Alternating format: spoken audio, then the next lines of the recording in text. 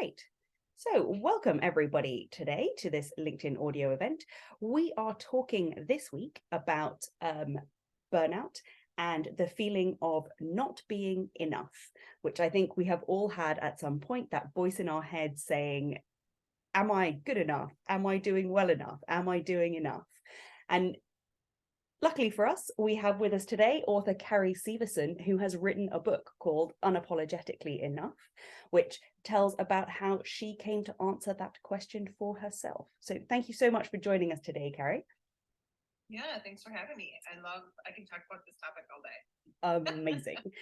So before you do you want to give us the quick kind of, brief intro to who you are, where you come from? You'll do it so much better than I will. Oh, sure.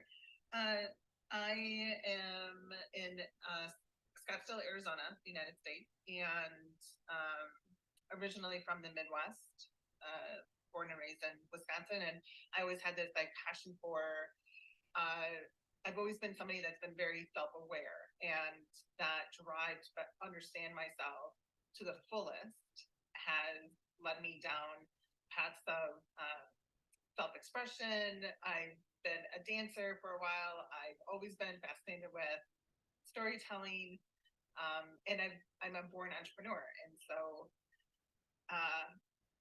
as a little girl, I experienced bullying, and that really impacted my self-esteem. Mm-hmm. And so as I grew up, I really wanted to create something that supported female empowerment, so that girls related better to other girls and women related better to other women. And that's really been the driving force behind everything I've done professionally. Mm-hmm. I've launched a bunch of businesses, all anchored in the idea of elevating the female voice. I'm very passionate about that. And today I actually run a publishing house where I help women write their stories, get them published, provide them with opportunities to be seen, heard, and witnessed through their own stories. And Unapologetically Enough is the book I wrote. I spent a long time writing it, and we dropped it in May of 2022. Mm-hmm. And it's on this beautiful wild burn because it talks about burnout and enoughness, and two very hot topics, I think, globally right now. So again, right place, right time. And yeah, it's fascinating. I'm loving every time I turn around, something new is sort of sparked. And I think we're hopefully heading in the right direction for real change on, a cultural society sort of shift from feeling as if we have to prove ourselves day in and day out because people think we aren't enough based on who we show up to be every day. Mm-hmm. I'm grateful in the conversation that I'm hoping eventually shifts that. Yeah, absolutely. And I think the other thing that's always that sort of people think we're not enough. We think we aren't enough. Somebody outside of us might not think that at all, but there's a voice inside our heads that tells us we aren't enough. Yep. And you experienced your own burnout as well. Can you tell us a little bit about what brought that on, how you came back from it? Yeah, absolutely. So I think I burned out 2 or 3 times. The first one, I say I burned out professionally, I burned out personally, and then, pandemically, because I think the majority of people have experienced burnout through COVID. So the first time I burned out, it was professional. Mm-hmm. I launched a nonprofit in 2011, and it was a girl-on-girl bullying solutions organization that caught on fire and grew nationally. And because I created something that was in the bubble of girl-on-girl bullying was like a global issue in 2011. And my little one-person nonprofit was catapulted into the national spotlight pretty much overnight. Sorry, my dog is obsessed with your dog is very excited about this story, wants to be in on it. She's here, and so she doesn't understand that noise because it never rains in the desert. So I experienced burnout that first time because I created something that had a really hot demand, and I couldn't keep up with the demand. Mm-hmm. And symptoms I experienced were I had had anxiety. I couldn't catch my breath. Literally, like, couldn't feel like I could take a deep breath underneath my rib cage. Couldn't get like that deep belly breath. I was always worried I wasn't going to be able to answer somebody fast enough, or I wouldn't have enough money to do X, Y, and Z, or we didn't have enough time. There was this internal rat race, both in my mind, in my nervous system, and as a result, my body had changed drastically in a short amount of time. And I accepted, when I woke up on my 35th birthday, which was about 2.5 years into this journey, the second my eyes popped open, I got this download and I heard the word burnout, and I had never heard that before. And I Googled the term, and, it felt very prevalent. Emotional or psychological stress due to overwhelm or, anxiety. And I was like, this is what I'm experiencing. This is what I'm living through. Yeah.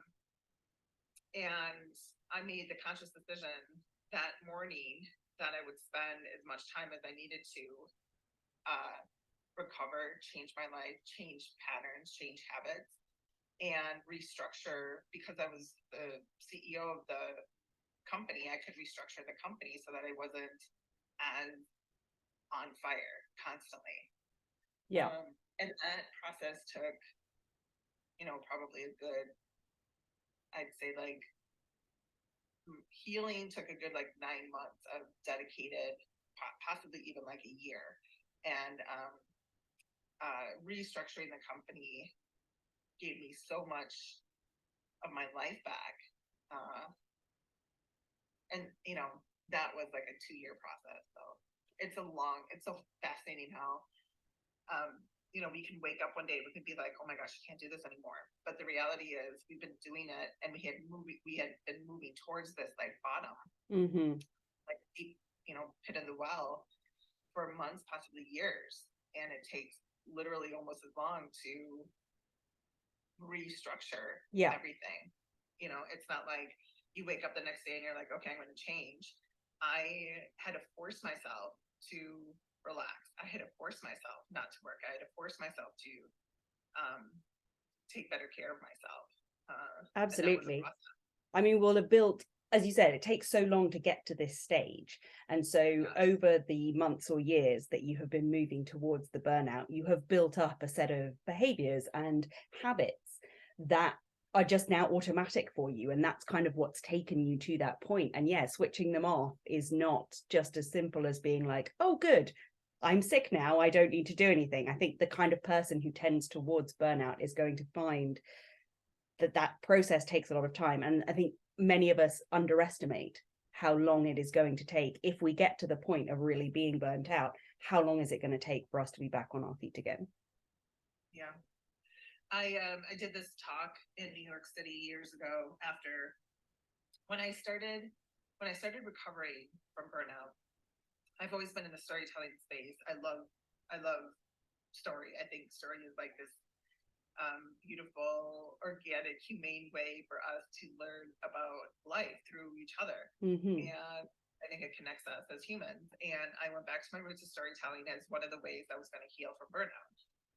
So I'm sitting at this, and I wanted to travel, because at that point in my life, I had isolated myself from everybody and thought I was in this thing alone. Nobody could understand me. So I never shared what I was going through with my friends or my family. And one of the things I really wanted was friends and family again. So I started traveling, and I wound up at some random party in Manhattan Beach, California, and wound up talking to this woman at the party. And she's like, so tell me, what is it you do? And I said, well, right now I'm just recovering from burnout, but I am a writer and I'm an entrepreneur. And she's like, oh, I'm a senior living editor with the Huffington Post, and Ariana Huffington's a burnout. Why don't you write about burnout? I'll publish it. So I wrote about it. And the response from that was global. people from around the world were like, oh my gosh, this is brilliant. Thank you so much. I totally resonate with this. This is exactly what I've been experiencing and feeling. And as a result, I ended up getting invited to speak on experience like all over the country. Mm-hmm. And on LinkedIn, there is a video of me speaking about that element of my life where I had to understand how to relax and how not to work. Mm-hmm. I would, just sit on the back porch and watch the clouds and, think, why isn't this working yet? How come I can't hear answers? Why is it this is taking so long? Why don't I just feel better already? It's been like a week. And yeah, at one point I was like, I think this is relaxation. I think I'm doing this right. But it's a fascinating process what we put ourselves through, and then what we have to unput ourselves through. Absolutely. So fast forwarding, let's try that again. You've written a book now about this process and about the journey, and it is called Unapologetically Enough. So I would love to know, how did you go from, not being able to relax to really being able to say, I am enough, I don't worry about that in the same way anymore, and I am able to genuinely and unapologetically just be who I am in the world? Fascinating question, because that in itself was like an experiment. So it's like a muscle. It's a everyday practice of me showing up for myself and loving myself more than anybody else can. And learning that process of, it's not just self-care, it's not just getting my nails done, it's not just, taking a nap or saying yes to a shower in the middle of the day for no reason, right? There's this getting to know myself at a cellular level happened over the course of many years, and trusting that I knew the answers for myself and I could trust myself to show up in the world day in and day out as, a whole perfect person, and other people's opinions of me were nothing I could do anything about. And that was going to be okay. I was still going to be a whole perfect person, even though I didn't get somebody's approval, even though I didn't get somebody, to sign up for something, or I learned how to stop chasing the outside validation by going inward. And that really is the trick, isn't it? It's how to find that validation that we all want without it coming from outside. Right. And you talk in your book about this idea of redefining success. So one more question from me before I open it up for anybody else who would like to join in the conversation to put their hand up and ask to join us. How do you now define success? I love it. It's like my thing is, every day is my redefining success. So like, it always involves a feeling. So feeling relaxed, feeling at peace, feeling happy with who I show up to be that day. That's my definition of success. If I'm happy with who I am, if I'm at peace with who I am, if I'm relaxed with who I am, I'm successful. That sounds pretty great. And what about on the days when you find that more challenging? What's your kind of go-to practice or idea, or what do you do to kind of bring that back in reach? Because it's not always easy to feel happy and relaxed and comfortable with the way that we're showing up. So on those days when I can't find happy, or I can there's this inner conflict internally I can recognize. I know those are the days that I have to lean into self-love more than the other days. The other day, if they're easy, if, you know, I wake up happy and I'm like, yay, this is going to be a great day, then, you know, I will sometimes get hard on myself for like, oh, I didn't practice any self-love today. But on the days that like, I'm crying for no reason, or I'm, you know, in some negative trash talk, um, I lean into self-love. So for me, napping is like my go-to thing. Just like putting in my headset, turning on some meditation music and allowing myself to just sort of take a 15, even if it's a 15-minute nap, that's what I'll do. I used to journal a lot, but these days, it doesn't have the same impact that it used to, because I think I'm in such a deep self-love journey right now that it's more meditation, it's more like a deep stillness. So I'll do my best to be still on those days. That's really interesting how your relationship with the practices changes over time as your relationship with yourself does as well. And I think it's useful to remind ourselves that sometimes something that did used to work really well maybe now is not the season, and there's nothing wrong with you if that's what happened. If journaling used to be your thing and now it's not doing it for you, that's okay. You just find something else. Right. Yeah. I was just going to say that like the idea of you know, enoughness and not feeling enough, I think, is one of the main reasons why we are so burned out as a society. And so finding you know, when I'm able to recognize I'm in a trash talking, like self trash talking sort of cycle,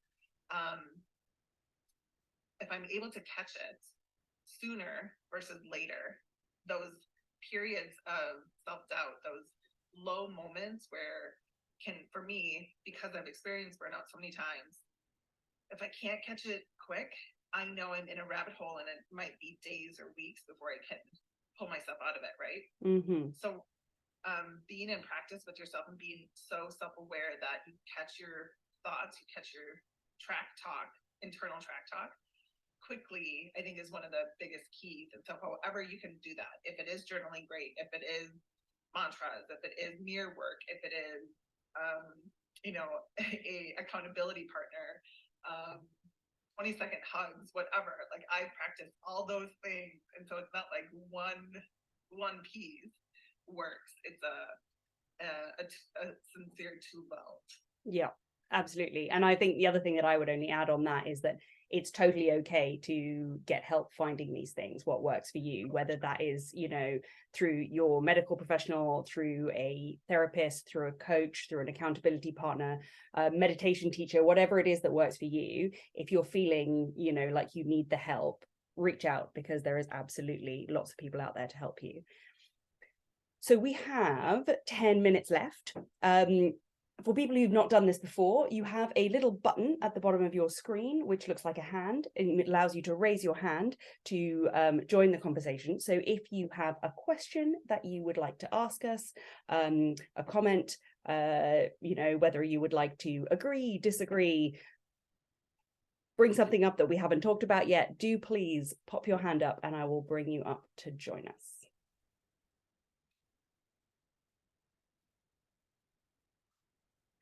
Well, if there's nobody that has a thought, I would want to say that, you know, the first time I burned out was 2013. The second time I burned out was 2017. And that was for a totally different reason. I went through like a really hard medical journey. I attempted to freeze eggs, my fertility, and 38 at the time, and it went horribly wrong. And then now I think this third time is I would feel pretty confident in saying that I was burnt out in 2020. And I think most people could probably say that.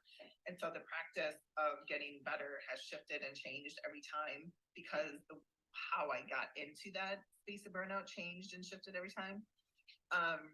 The first time of, you know, shifting out of burnout from a professional perspective, the idea of redefining success was so aligned. the second time, because I got into burnout because of some personal issue, the idea of redefining what self-love meant to me was 100% how I ended up getting out of it. And this third time through the pandemic, I haven't really been able to wrap my mind around how I shifted out of it. I think it's probably a little bit of a practice of both those pieces. But this third round of really moving through what everyone has moved through over the last couple of years, I think I've been able to fully step into the concept of being unapologetically enough, regardless of what happens around me. Making it through, making each and every day matter and count, especially being virtually, with kids at the time and all that jazz. It changes every time you're in burnout. How you end up getting out of it will change too.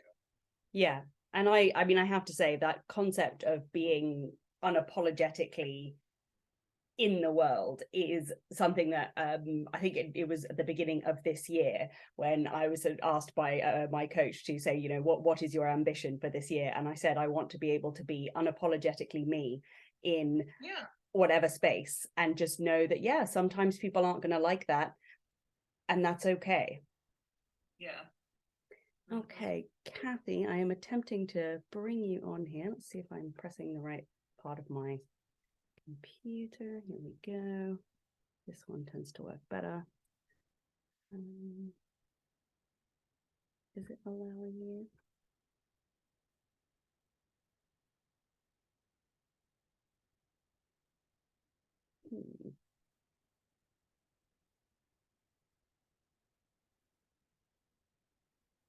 I am clicking on the allow to speak and it is not going through.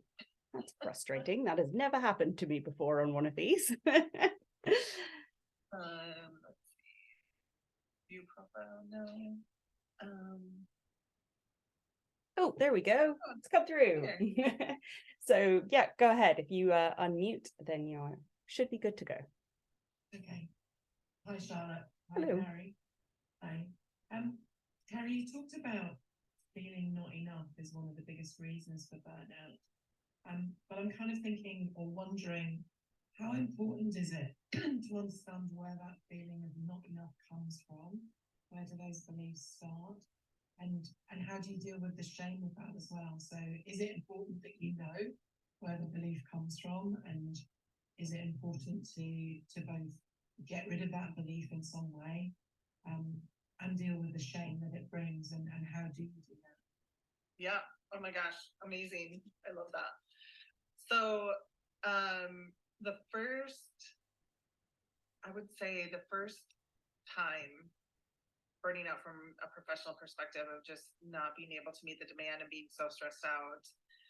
I think I scratched the surface in looking at how to shift out of burnout by shifting my perspective around what success meant and why I was chasing a void, why I was running after this thing that I could never really be satisfied with. And so I did a lot of inner development, a lot of personal development work, a lot of inner work that led me into a safe, healthy place.